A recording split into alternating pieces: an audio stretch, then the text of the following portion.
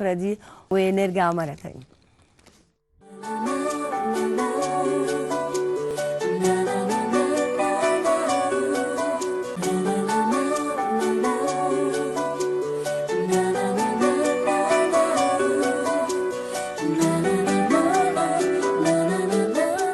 هنتكلم النهارده عن آداب الهدايا.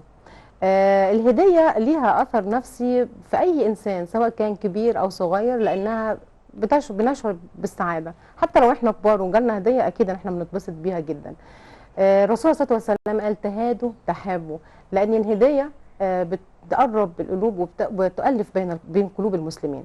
حتى لو انت متخانق مع حد او حد واخد على خاطره منك وانت عايز ترضيه، ممكن تاخد هديه صغيره كده بمناسبه شهر رمضان. كمان لما اجي اتكلم عن الهدايا، مهم قوي نوع الهديه والشخص اللي هي رايحه ليه الهديه، لان الهدايا بتختلف حسب المرحله العمريه.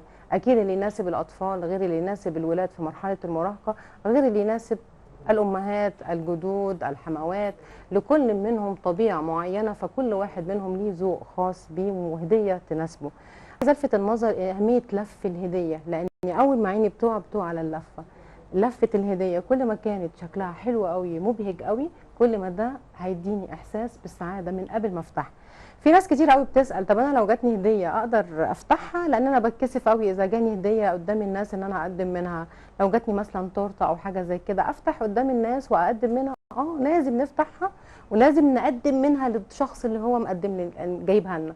طب لو هديه تانية وفيها ملفوفه وكله جالي بيداري بمناسبه عيد ميلادي او زوجي او اي قريبي صاحبتي، حد يعني علاقتنا علاقه ارحام ما بيننا وما بين بعض، طبعا نفتح الهديه ولازم نشكره. حتى لو الهديه ما عجبتنيش لازم ابدي اعجابي بالهديه، لانه يكفي ان الشخص التاني اللي حب يهديني ان انا في باله وحب يجيب لي هديه.